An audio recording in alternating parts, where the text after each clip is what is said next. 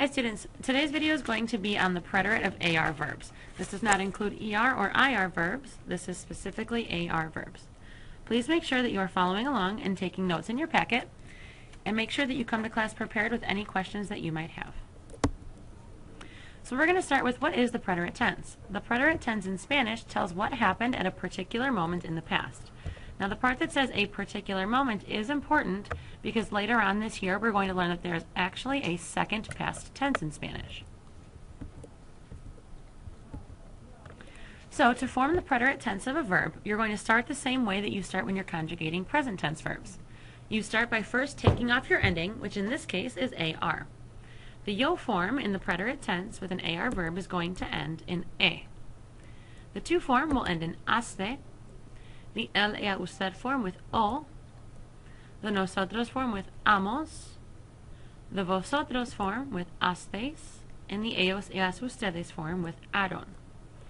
Notice now that the nosotros form ends the same in the preterite tense as it does in the present tense. So in order to know which of the two tenses you are using, you're going to have to use some indicator words for the past tense, and we'll go over those in a few minutes. So we're going to do an example. We're going to do the verb hablar, which means to speak. The yo form of the verb hablar will be hablé, which means I spoke, or I was speaking. The to form will be hablaste, which means you spoke, or you were speaking. El, ella, usted habló, which means he or she spoke, or he or she was speaking. Nosotros hablamos. Now again, this looks the same as the present tense verb in the nosotros form, but we'll need to add some sort of indicator word like yesterday, or the day before yesterday, or a week ago, in order to indicate that we're talking in the past. Vosotros hablasteis. You all spoke, or you all were speaking in Spain. And ellos, ellas, ustedes hablaron. They were speaking, or they spoke. Now let's look at an example in context with some of our new vocabulary words.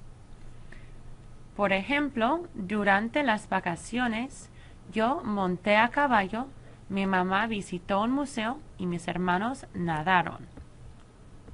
Again, your yo form verb monté ends in E with an accent. It is very important that you include these accent marks.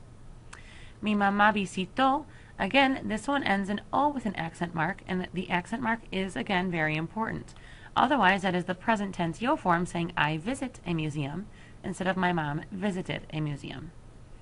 And then finally, nadaron, which has no accent marks.